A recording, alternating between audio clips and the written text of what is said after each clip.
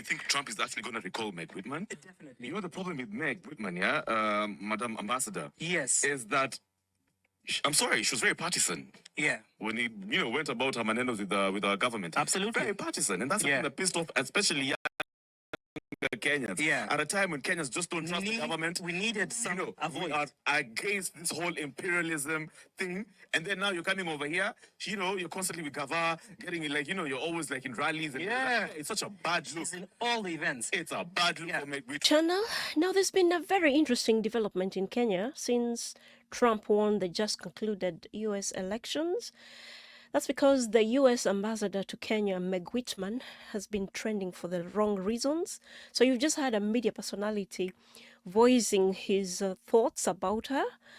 So another person who started a petition on X is called Mushiri, who drafted a letter addressed to Trump. So the letter is addressed to H.E. Donald J. Trump, 1600 Pennsylvania Avenue, Washington, D.C. 20500. So, dear Potters, subject is urgent request from the Republicans of Kenya. Your Excellency, congratulations on your deserved victory. Republicanism is inborn where you love, defend, and develop your motherland in diversity. Kenya, too, has the majority who subscribe to your views on diverse issues, including making a nation great. However, Your Excellency, through a unanimous U.S. Senate vote on the 17th of July 2022 to have Meg Whitman an ambassador to Kenya, she has ruined our country through her purported support and aid to the ruling class to delete, abduct, oppress, corrupt, to maneuver in her evil deals and overwrite our constitution. All these aren't and will never be associated with the great America. Kenyans living in America and in Kenya love and cherish you. Meg Whitman is evil. Kindly order her back home to face justice. Yours truly, Kenyans who love their republic. I wonder how many people gave him an okay to write that letter, because Kenya has over 55 million people.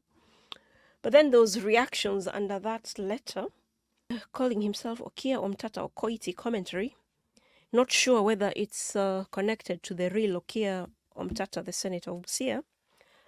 Caption read, "You have caused Kenyans so much pain. Your tenure has been marked with chaos and unfavorable policies, showing your deep hate for Kenya and Africa. Go home now, Meg." And it was followed by a hashtag resign Meg Whitman and a photo of her and Ruto holding hands.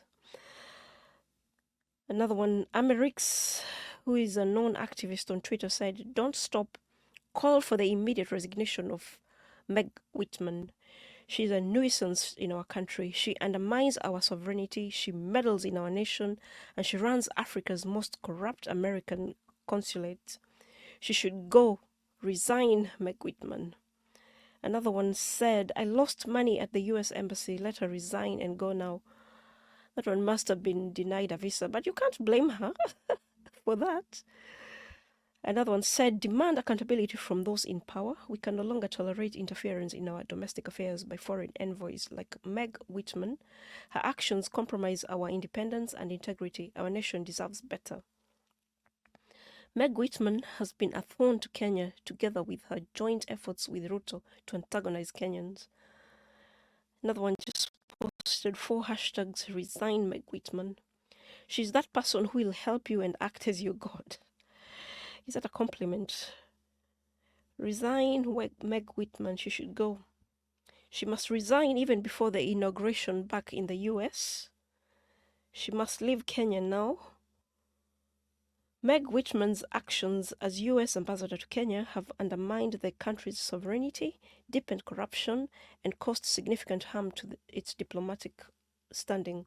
It is time for her to resign and allow Kenya to rebuild its dignity and trust in international relations.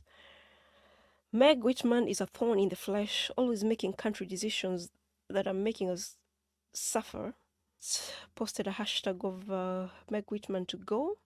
She should leave and we'll have one less problem without her in this nation. So that was followed by some hashtags. She must go. For sure, Trump will recall her. Somebody said deport Meg Whitman. Somebody started a poll. So 17% of the respondents said she should be recalled, 26% said she should resign, and 56% said she should be deported. Followed by more hashtags. Let Meg Whitman just go back to where she came from. The US authorities will take the Kenyan wishes into consideration. But so my take on this issue is most likely going to offend most of the guys who want Meg gone. And I say that because ambassadors, whether outspoken or reserved, operate under policies and strategic interests set by their home countries. So even a more reserved ambassador will most likely pursue the same objectives. Worth noting also that outspoken diplomats are easy to track and critique because they publicly voice their views and intentions, unlike a reserved one who makes interventions in a less obvious way. Another thing to bear in mind is an ambassador is a high-profile figure, but there are many other actors in the embassies and officials from international agencies who influence Kenya's policies and leadership. So just removing one ambassador does not eliminate the broader influence these guys have on us. So for Kenyans to safeguard their sovereignty, it's going to require a long-term effort of sustained vigilance and proactive engagement where necessary, so that if a foreign diplomat oversteps their bounds, they are held accountable. So just let me know what your thoughts are in the comment section below. Like and share this video. If you're not subscribed to my channel, please consider doing so. Thanks for stopping by, and see you on the next one. Bye for now.